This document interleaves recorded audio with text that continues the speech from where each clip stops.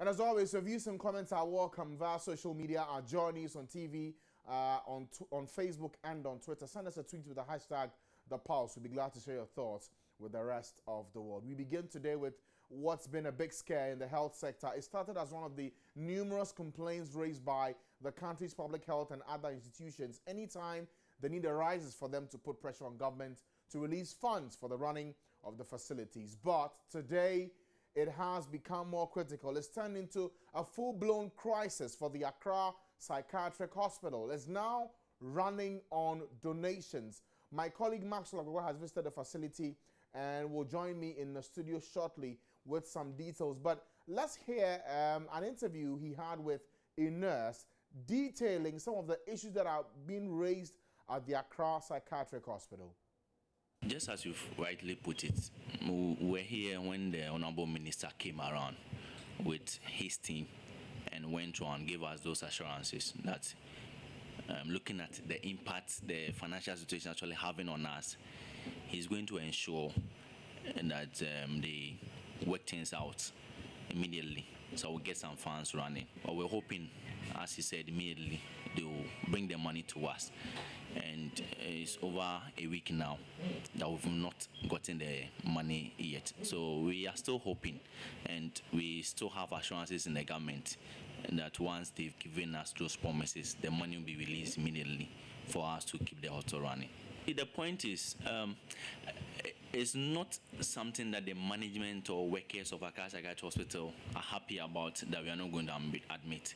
But you know, when it comes to admission, a whole lot of things come to play. The person is going to be here. You need to take care of the person in terms of food, in terms of his clothing, in terms of medication, in terms of detergents to even clean the place to make it healthy for the person to live in. So looking at it and the money not coming, basically if you are going to admit them, all these things I've mentioned, what are you going to use to cater for them? So not until the money comes, basically you can't do anything. You can't admit the person. So we are still where we are. We are still hoping that the money will come in, then we can probably start admission. But as it stands now, we still put on hold admissions. Basically what we're doing is when the person comes, we do assess the person. So those emergencies and those critical ones, we cater for them. But when you have an emergency or critical case, for instance, where the person has to be admitted for probably 3 weeks or 4 weeks, we are not doing that. In critical condition, we probably detain the person for 24 hours, we'll manage and we'll ask him to go home. But in normal cases where maybe they may also require some kind of admission, for those ones, they come, we give medication and they go back. So the person is in critical condition, we do detain for probably 24 hours and they go back. But those normal cases, we are not admitting. As I speak right now, basically, what we are using now is on donation. Just yesterday, Sunday, for instance, we have Apostolic Faith Mission International. I think they did a fantastic job. They gave us items worth around more than 13,000 Ghana cedis.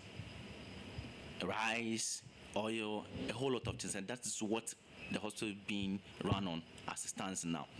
And with those donations, they cannot come almost every blessed day. But if the money is paid, we are going to pay our suppliers. Then they will start supplying. With that one, you are sure that at the end of the week or at the end of the month, you have some things coming in.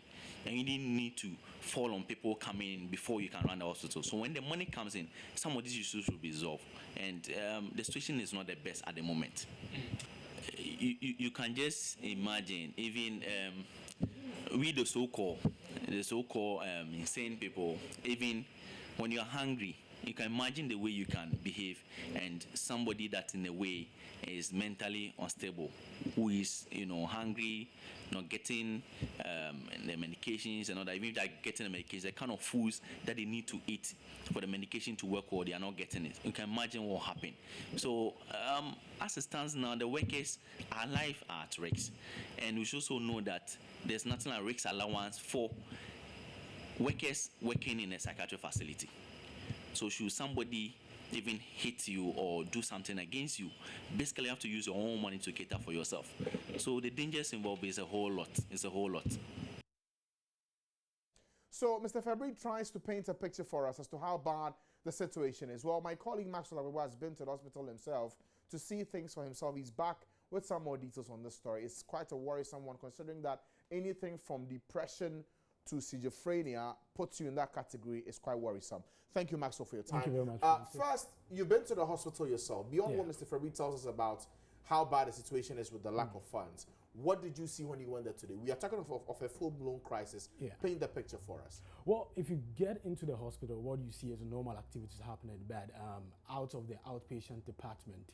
Then you realize that there's a really crisis at stake. So what it means is that patients who have been admitted to the hospital do not have, adequate psychotropic medications.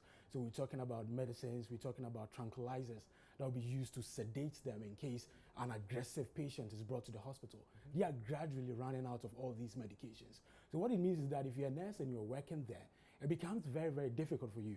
And he cited the instance where even for us, for want of a better word, same people, when you're hungry, you are angry, And for somebody who is mentally unstable, it's kind of like a double-barreled, situation that we have at hand right now. Now, for someone who's watching and asking himself, what's the worst that has happened already as regards this crisis? Do you know? Well, as it stands right now, the medical officers on the grounds, especially at a special, ward, are very careful in how they deal with the patients because they do not have adequate food to give to them.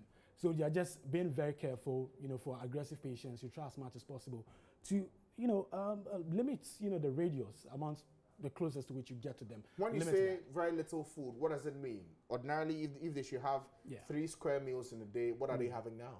Okay, so what they're having now is not enough food.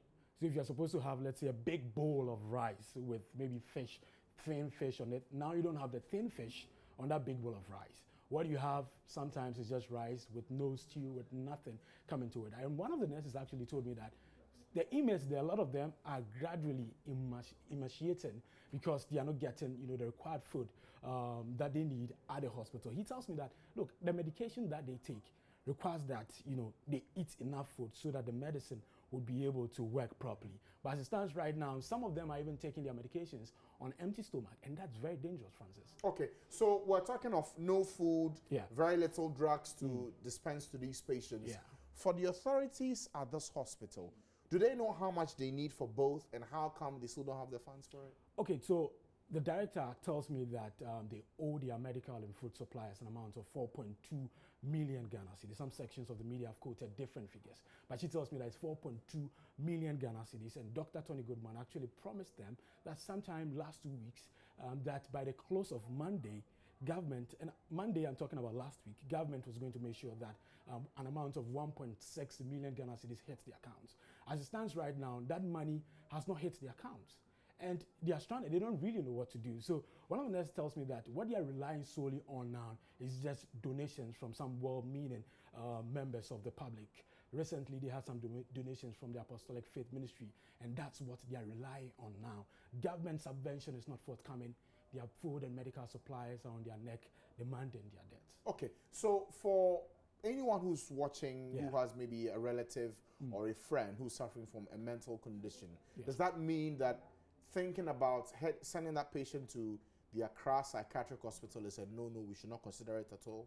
Well, if you send your relative there to the Accra Psychiatric Hospital now, what is happening is that if it's a critical condition, the person would be detained for about 24 hours. After 24 hours, you're not keeping the person at the facility. Because what it means is that if you detain them for a longer time, you would have to feed them, you have to provide them with medications and all of that. And they've run out of all these resources. So what they are saying is that they'll give them some, let's say first aid treatment for about 24 hours, watch them how they, behave for some time, and then they release them. They let them go. Let them go. But that's very dangerous because, for instance, if somebody comes to the hospital, let's say a patient comes to the hospital, somebody suffering from an advanced form of schizophrenia, for instance, and you tranquilize them, they become stable for some time, and you leave them to go back.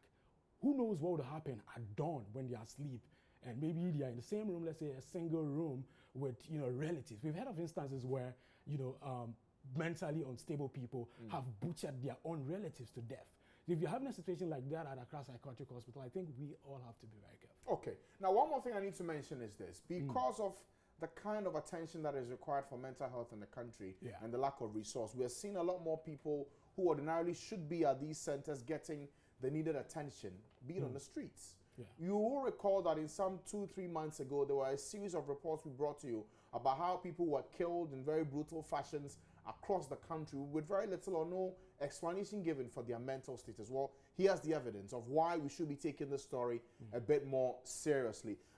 We also know that there's another leg to this challenge. Yes. The nurses who are even trying to give up the service are also considering withdrawing their services as well. You see, what makes this whole situation a bit, chaotic for me is that you have a hungry inmate at Accra Psychiatric Hospital, and you have a nurse who is not too excited or motivated to do her work because some salaries, accumulated for a period of 7 to 12 months have not been paid them. Sometime in October, that was last year, government released a little over 70,000 Ghana cedis to be paid some 190 psychiatric nurses across the country. But as it stands now, some nurses, some of the psychiatric nurses have not been paid their monies. And one of the nurses actually tells me that it's really difficult, commuting from home to come to work and all of that because they have to rely on, relatives and parents and banks, for loans. So we can listen to the nurse right now and hear what she has to say.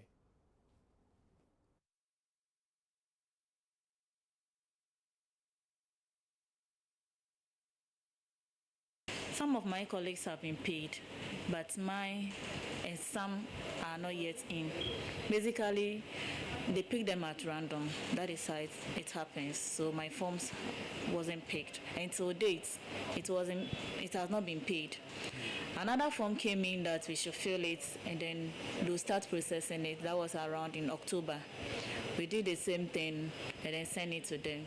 Yet, so the money is not yet in. They are supposed to pay my 9 months.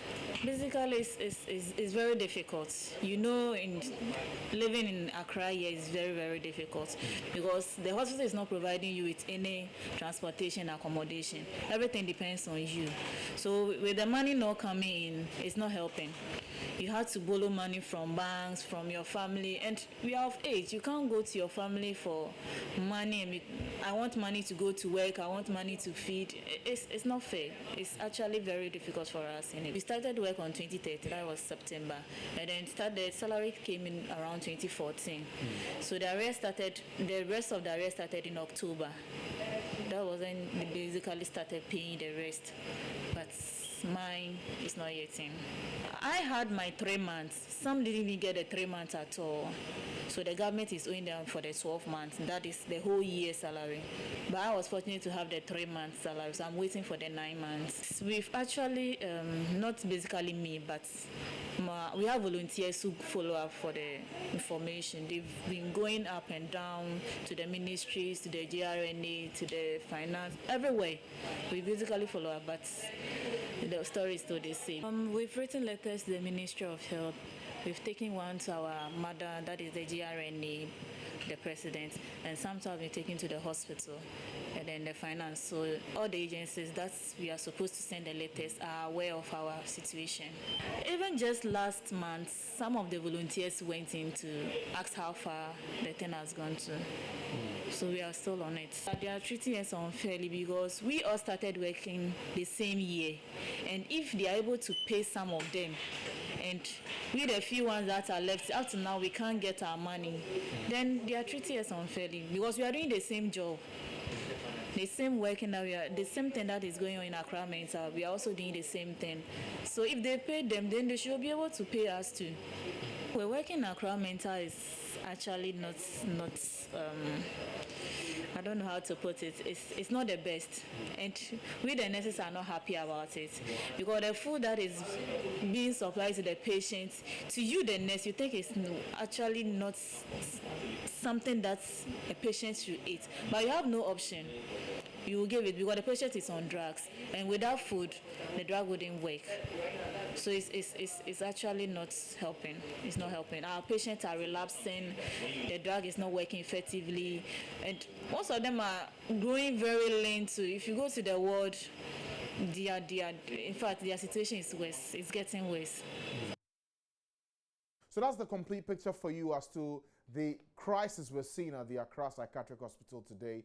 Already there are funds that are needed for food, medical supplies, and also for these nurses. No answers as yet. We've tried all day to get the health ministry to respond to these queries and why these issues should be addressed in NS. We also know that because of some investigations that had gone on in the past, the accounts for these hospitals have been frozen. We'll get you some more explanation on this and try to understand what government is doing about this condition, because we do have a crisis on our hands and we don't want to wake up tomorrow morning and see these individuals who are not mentally stable get themselves on the streets and cause a lot of havoc in the country. At this point, we'll pause for a break. When we come back, we'll do the politics here on the show and we'll touch base with the NDC. Yes, the campaign launch was big yesterday, but there are some issues that have cropped up that will need a bit of analysis, some periscope analysis here on the show. Stay with us.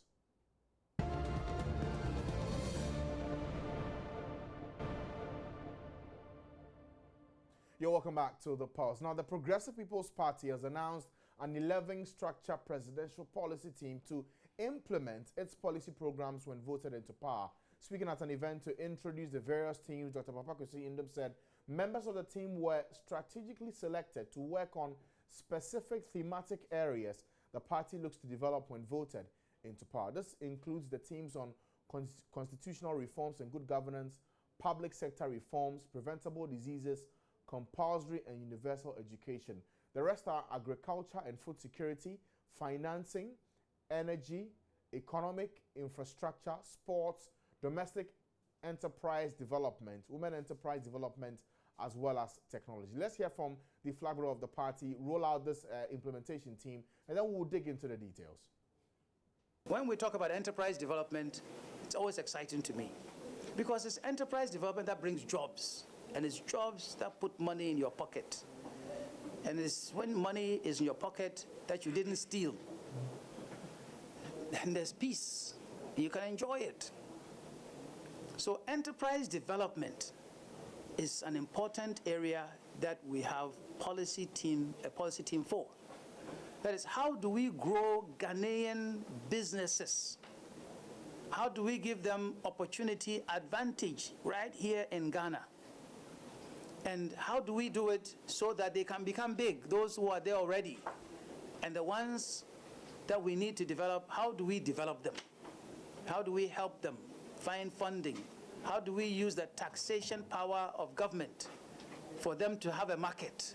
That is the area that is important and it's a key area. And then following from that, we are making a special program, putting a special program for women's enterprise development.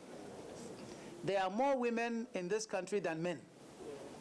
But anytime we put a program together, the men go and grab everything and walk away. We don't want to do the same thing. We want to make sure that the women who represent the majority of people in this country, they have a special program that will provide them with technical assistance. If some need basic bookkeeping help, we'll give them basic bookkeeping help. If some need counseling in terms of how to find a market, we help them with it. If some need some funding, after they've been prepared, you give them funding. But they must go together, not just you spread some monies here and there. You put them all together. That is, so we have a team that is going to concentrate in that area. So the PPP has policies, they